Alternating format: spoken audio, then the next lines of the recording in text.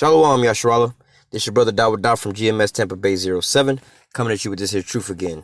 First and foremost, I want to give all praise unto Yahweh, Bahashim, Yahweh Shah, Bahashim, Rukah Kadash. Double honors to the apostles and the elders of Great Millstone that taught me this truth and that rule well. And salutation and much love for Akim pushing this truth and sincerity on the four corners of the earth and enduring the afflictions. All right. So to finish up this here little series of lessons I was just doing, dealing with these other gods and these other religions and all that extra bullshit that's going on. All right. I'm going to bring out this here in the Isaiah chapter 44, where it's a comparison that the Most High is telling you about him versus these other gods or like these idols that they got going on, and really to tie this in with, these other religions and things like that, because the Most High is going to actually go into them, actually create a device, not a device, like a statue, more or less, to say that they can sit there and bow down and worship, But there's other things that's the same way as this, that's not an actual statue, but it's something that's standing up for something that you believe in, i.e. Christianity, these churches, things like that.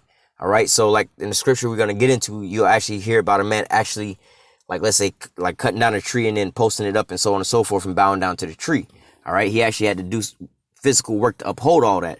But you can also do that in other ways. Like I said, in these churches, you go into these churches, paying your tithes and your offerings, keeping them in business to keep fleecing more and more flock and not calling out they bullshit or saying nothing is going wrong or whatever, whatnot, man. You still doing the same ass shit. All right. So this is,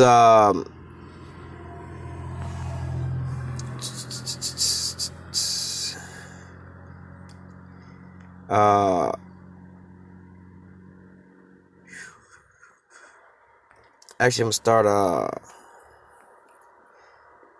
verse 6. Isaiah 44 and 6. Thus saith Yahweh, the King of Israel, and his Redeemer, Yahweh of hosts. I am the first and I am the last, and beside me there is no power. All right? Or beside me there is no God. All right? Because these people like to use that word God. Really, that word God just goes into a power, your power source. All right? It says, actually, I'm going to use the word God for this whole deal. It says, and who as I shall call and shall declare it and set it in order for me, Salakia, and who as I shall call and shall declare it and set it before me, since I appointed the ancient people, and the things that are coming and shall come, let them show unto them. All right. So basically the Most High is saying, like, look, listen, who can I call? Basically, who can I call to help me out? Who you gonna call? Ghostbusters. Like, you got a problem with something, who you gonna call to take care of your problem? Who the Most High gonna call to take care of his problems? Ain't nobody to take care of his problems. All right. And it was just him that was there to set order into all these things since the beginning, the foundations thereof. All right. It says, verse 8, fear ye not, neither be afraid. Have not I told thee from that time, and have declared it? Ye are even my witness. There is no God beside me. Yea, there is no God. I have not known any. So the Most High is telling you clear out. There ain't no other powers but him. He's telling you the things from the beginning even until the end. Nobody else can do that but him. Nobody else has the game plan, the directions, or the blueprint. None of them. They all just idols. The Most High created all of them. All right. It says, they make all right. Now this is getting into these people who make their own damn gods. All right. And not just people who blatantly doing it like this, because you don't have to be doing it like this to be so-called making yourself a god. Same thing could be, you can say the same thing about a boy who getting him a car. Now, it ain't nothing wrong with getting you a nice car, hooking it up nice with some nice rims on it and shit like that. I mean, if that's your reward for your hard work and your labor, and that's just what you like and what you want to do, you know what I'm saying? But if you're doing that shit, like, yeah, let me get these here rims on this car so I can get all the bitches. This is going to get me all the bitches. This is going to get me all the clout. This is going to get me all, I'm going to be the big man now. You thinking that shit giving you power and you worshiping that car because it's about to make you something? No, you the one putting that car together. You don't even realize you made the car as special it is. You made everybody turn their heads and look at this damn car. It's not the car itself that did that to itself. It's you who did that, you dumbass. All right. You the actual power, not the car.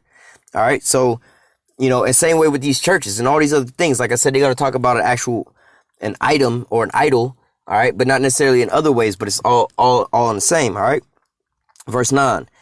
They that make a graven image are all of them vanity, and their detestable things shall not profit, for they are their own witness, they see not, know, nor know that they may be ashamed.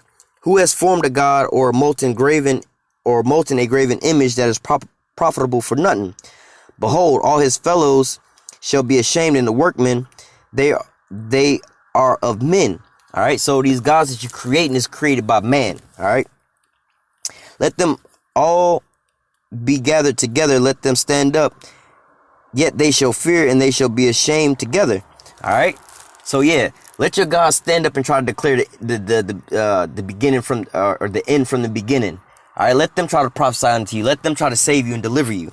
All right, y'all, you and your God gonna both be ashamed. He gonna be ashamed because he can't do nothing for you, and you gonna be ashamed for looking stupid, looking at a goddamn rock. All right, verse 12: the smith with his tongs both worketh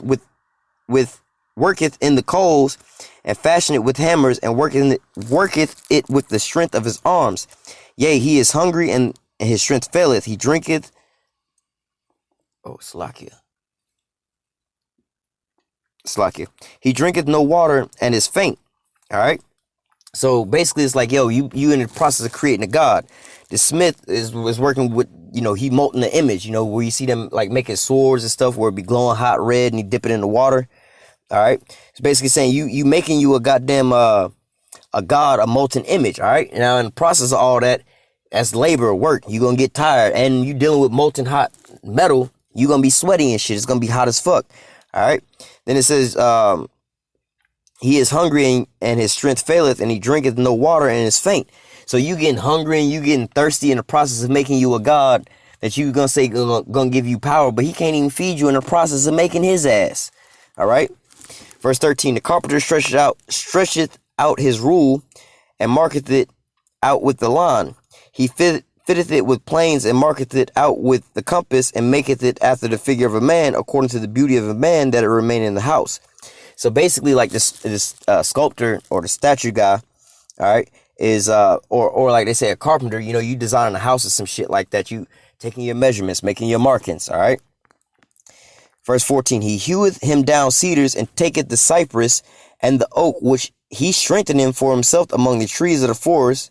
He planted an ash, and the rain doth nourish it. So first of all, this clown that went out to the woods and planted him some damn trees, nourished the trees, grew the trees on up.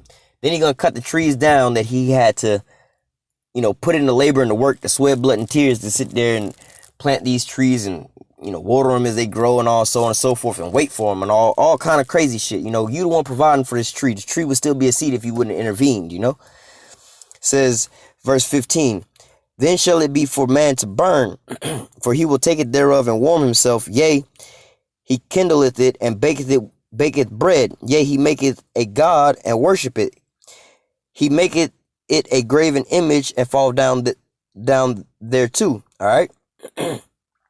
So homeboy then cut down the damn trees. All right. They made a fire with the shit. All right. Half of the fire he used to keep himself warm. The other half of the fire he used to make him some food.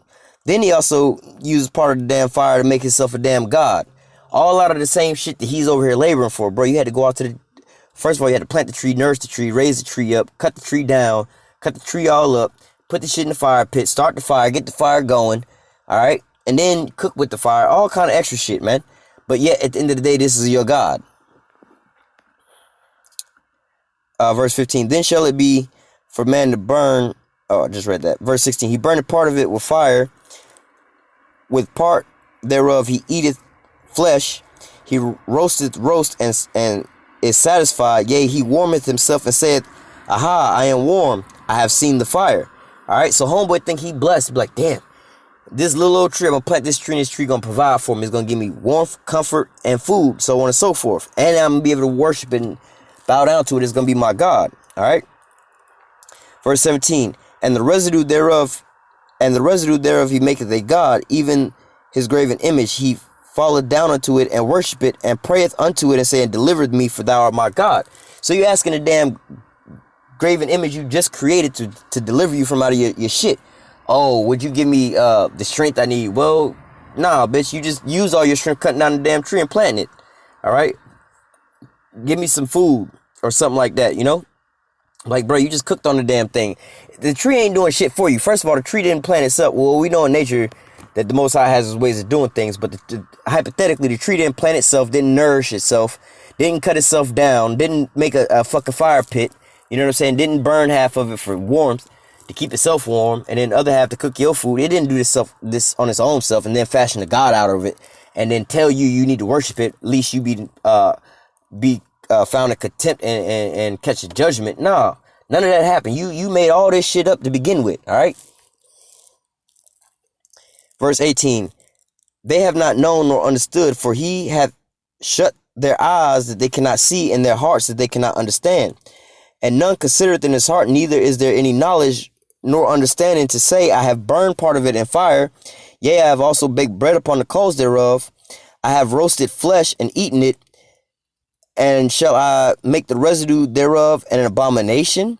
Shall I fall down to the stock of a tree? All right. He feedeth on the ashes. A deceived heart hath turned him aside, that he cannot deliver his soul, nor say, is there not a lie in my right hand?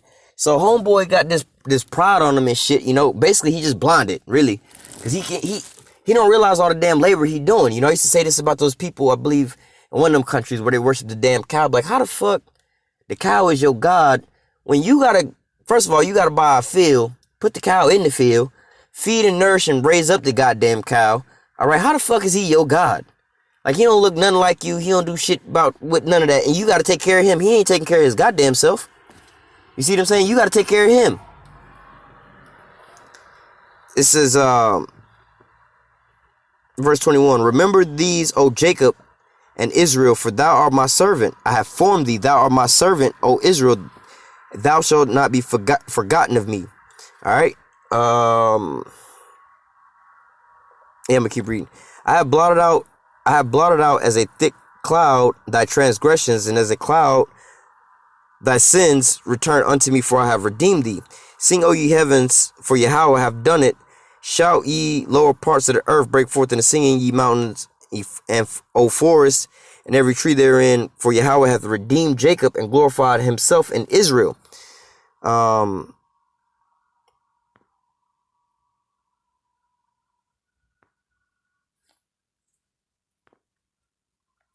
24 and 25. Thus saith Yahweh thy Redeemer, and he that formed thee from the womb. I am Yahweh thy Maker.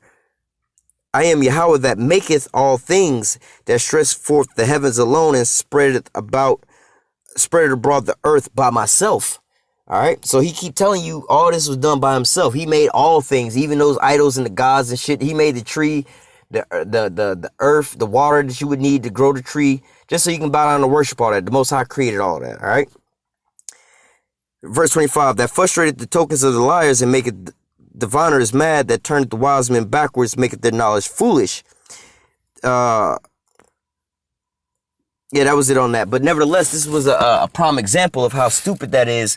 You know what I'm saying? You can easily see in the depiction that the Most High gave about how you cut down a tree, use half of it for cooking, half of it for warmth, and the rest of it you done made a damn tiki man out of it. You're gonna worship the tiki man. All right, not realizing how much work and labor you had to put forth just to get that shit. All right, and like I said, that word God goes back into a power. All right, the thing that give us power, life, and substance is Yahweh Bashim Yahweh Shah. All right, not no shit we got to sit out there and work for and then call it our own God. But you become just like your damn God that you worshiping, empty and vain. Just nothing. Okay, at the end of the day, you just a well-fashioned piece of tree, a well-carved image on the goddamn tree. You look nice on the outside, but really you just dead on the inside and ain't moving. All right. And so that, dipping and dabbing in all these other little religions and stones and rocks and astrology, all that extra shit, man. And you're going to be just like them damn gods, man. You're going to be idle just like them. You're going to just be empty as fuck, You don't realize that the majority of the shit that you're trying to worship and these gods and religion you're trying to get into is man-made or something that you didn't create it, Like I said about like you worshiping a damn car. Or your job or some money or some shit. First you get the money, then you get the power. Once you get the power, you get the respect. When you get the respect, you get the bitches, Okay, so how does that play out? Yeah, I gotta get this brand new whip with the big body wheels on it, you know what I'm saying? I gotta be making X amount of dollars per year, you know what I'm saying? And then I'm gonna get all the bitches, The bitches gonna want me, that'll be my power and my leverage on all these other niggas. You see what I'm saying? You stunting with that, you know, that became your God because you believe that you got these bitches or whatever you got based off of your so-called status and whatever you dealing with. Let's say your cars, you got a nice car or whatever, whatnot. Not realizing that you had to labor for that shit. You don't want to put all that shit together. So it's not the car that you should be sitting there, a person should be in all like, damn, that's a fat ass car. That shit nice. Nah, you should be thinking about, damn, think about the mind of the person who put that shit together and the power that gave that person that mind and that insight to do all of that. All right. That's the thought process you should be going on. Not look at the car that formed itself. Nah, hell nah. Car still needs somebody to get in it and start it up, put gas in it, maintain it, so on and so forth. All right. But nevertheless, Lord willing, this here lesson was edifying. And until next time, I say, call halal Yahweh, Bahashim, Yahweh Shah, Bahashim, Rakakadash. Double honors to the apostles and elders, a great millstone that taught me this truth and that rule well. And salutation and much love for you. I can push this truth and sincerity in the four corners of the earth.